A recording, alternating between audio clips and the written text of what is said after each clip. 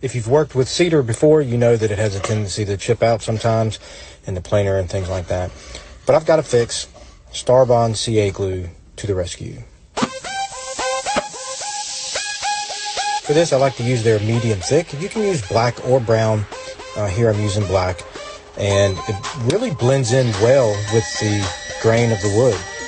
So I love how it ends up. You just sand it off and it looks like it just belongs there. You can't even really tell. So problem solved.